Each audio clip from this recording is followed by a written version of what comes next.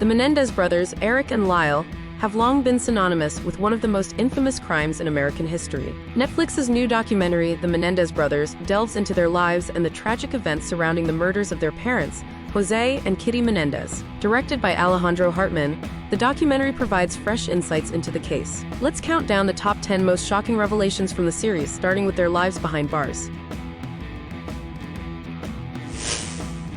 The documentary offers a poignant glimpse into Erik and Lyle's lives behind bars. Erik, dedicating up to 12 hours a day to painting, uses art as a means of spiritual healing. Lyle, on the other hand, has emerged as a voice for sexual abuse survivors within the prison system. Their journey of self-healing and their advocacy for others paints a complex and humanizing portrait of the two brothers, showcasing the personal growth they've undergone since their infamous trial.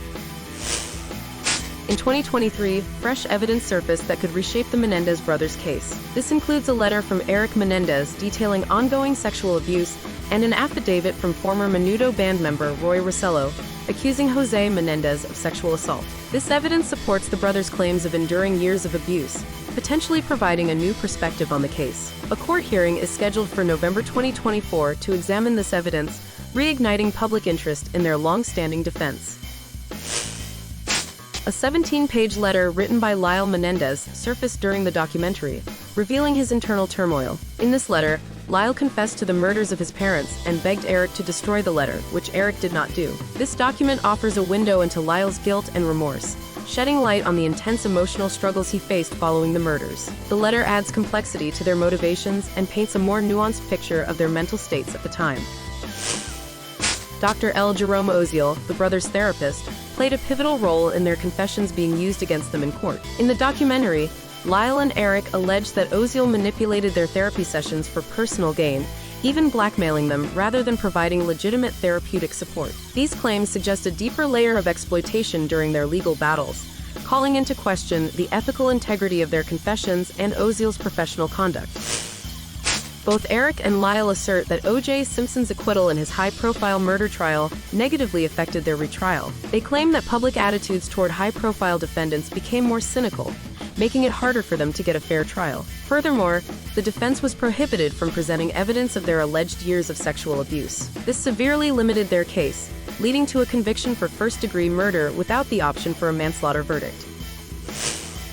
Lyle Menendez recalls the moment of his arrest as a media circus. He describes how the Beverly Hills police staged a dramatic arrest at the family mansion, complete with a SWAT team, despite the fact that he could have been asked to surrender voluntarily. Lyle alleges that the police had tipped off the media to maximize the spectacle, adding another layer of scrutiny to the Menendez brothers' public image and legal proceedings.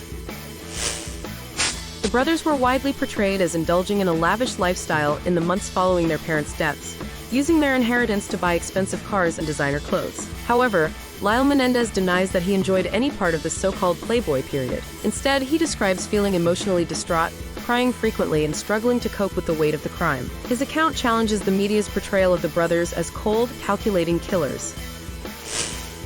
One of the most shocking details revealed in the documentary is that Erik and Lyle had gunpowder residue on their hands when the police first arrived at the murder scene. Additionally, their car, containing shell casings, was never searched by law enforcement, a glaring oversight that could have significantly altered the timeline of events. Erik reflects on this with astonishment, saying it was incredible that they were not arrested the same night of the murders. In a moment of deep reflection, Erik Menendez expresses profound guilt over the murders of his parents. He confesses that his actions, particularly telling his therapist, Dr. Oziel, about the crime, led to Lyle's involvement in the tragedy. Erik admits that he felt responsible for both the murders and the subsequent unraveling of their lives. His statements reveal the weight of remorse he carries decades after the fact, showing that the emotional consequences of that night still haunt him. The most jaw-dropping revelation in the documentary comes when Lyle Menendez admits that he sexually abused his younger brother Erik during their childhood. This confession, not widely known before, sheds new light on the depth of trauma within the Menendez family. Lyle's acknowledgement of this horrific act contributes to a larger narrative of abuse that may have driven the brothers to kill their parents, complicating the public's perception of them as cold-blooded killers. Netflix's The Menendez Brothers documentary presents a compelling and sympathetic re-examination of the case that continues to captivate the nation. By shedding light on these 10 key revelations, the film challenges viewers to reconsider the brothers' motivations and the trauma that may have contributed to the tragic events of 1989. Whether these revelations can alter the course of their legal status remains to be seen, but the documentary certainly reopens the conversation around their complex story.